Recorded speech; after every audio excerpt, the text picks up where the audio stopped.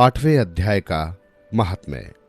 श्री नारायण जी बोले, हे लक्ष्मी जी, अब 8वें अध्याय का महात्म्य सुने। दक्षिण देश नर्मदा नदी के तट पर एक नगर है। उसमें सुशर्मा नामक एक ब्राह्मण रहता था। वो बहुत धनी था और संतों की सेवा करने वाला था। बड़े बड़े यज्ञ करता था। एक दिन उसने एक संत से पूछा, हे ऋषि जी, मेरे संतान नहीं है, क्या करूं? ऋषिवर ने कहा, तू अजामेध यज्ञ कर, देवी को बकरा चढ़ा, वो तुझको पुत्र देंगी। तब उस ब्राह्मण ने यज्ञ करने को एक बकरा मोल लिया। बलि के दिन उसको स्नान करा, मेवा खिलाया, और जब उसको मारने लगा तब बकरा अचानक ही हंस पड़ा। तब ब्राह्मण ने पूछा, हे बकरे, तू क्यों हंसता है? बकरे ने कहा, पिछले जन्म में मेरे संतान नहीं थे। एक ब्राह्मण ने मुझे भी अजामेध यज्ञ करने को कहा था। सारी नगरी में बकरा ढूंढा, परंतु हाथ न लगा। ढूंढते ढूंढते एक बकरी का मेमना दूध चूसता दिखाई दिया। मैंने उस मेमने समेत बकरी को मोल ले लिया। जब बकरी के स्तन से छुड़ाकर यज्ञ करने लगा तब बकरी बोली, अरे ब्राह्मण, तू ब्राह्मण नहीं जो मेरे पुत्र को होम में देने लगा है। तू महापापी है। ये कभी सुना है कि पराये पुत्र को मारने से किसी ने पुत्र पाया हो? तू अपनी संतान के लिए मेरे पुत्र को मारता है। तू निर्दयी भी है, तेरे पुत्र नहीं होगा। उस बकरी ने बहुत कहा, पर मैंने होम कर ही दिया। तब बकरी ने शाप दिया कि तेरा भी गला इसी भांति कटेगा। इतना कह तड़प कर बकरी मर गई। कई दिन बीते, मेरी भी मृत्यु हुई। यमदूत मारते मारते धर्मराज के पास ले गए। तब धर्मराज ने कहा, इसको नरक में डाल दो, ये बड़ा पापी है। वो नरक भोगकर बानर की योनि थी। एक बाजीगर ने मोल लिया। वो गले में रस्सी डालकर द्वार द्वार सारा दिन मांगता फिरता। खाने को आधा पेट ही दिया करता था। जब बानर की देह से छूटा तो कुत्ते का जन्म पाया। एक दिन मैंने किसी की रोटी चुरा कर खाई। उसने ऐसी लाठी मारी कि पीठ टूट गई। उस दुख से मेरी देह छूट गई। फिर घोड़े की देह पाई।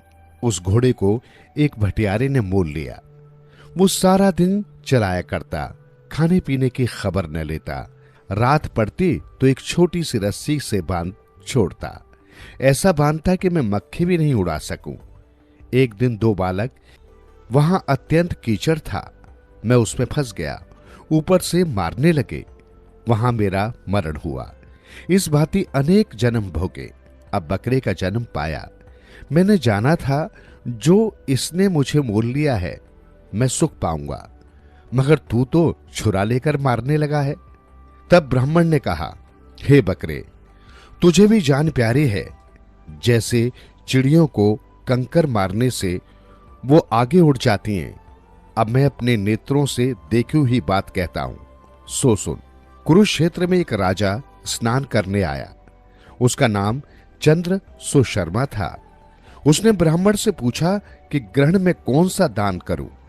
उसने कहा, राजन, काले पुरुष का दान कर। तब राजा ने काले लोहे का पुरुष बनाया। नेत्रों को लाल जड़वा सोने के भूषण पहनाकर तिसको तैयार किया। राजा स्नान करने चला गया। स्नान करके दान किया तो वो काला पुरुष हंसा। राजा डर गया, कहे कोई बड़ा अवगुण है जो लोहे का पुरुष हंसा है। तब राजा ने बहुत दान किया। वो फिर हंसा।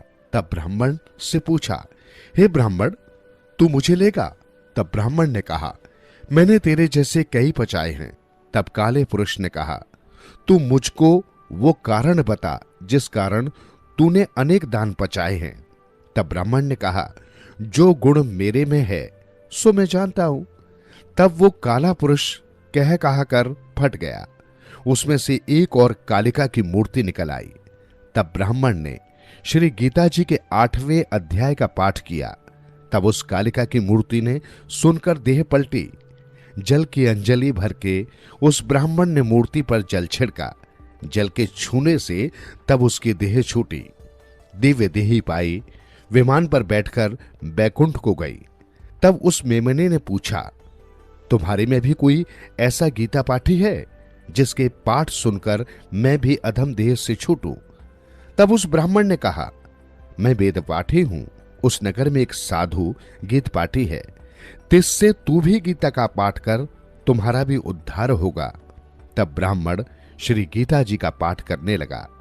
श्री नारायण जी ने कहा, हे लक्ष्मी जी, ये गीता जी के 8वें अध्याय का महात्म्य है जो आपने सुना है।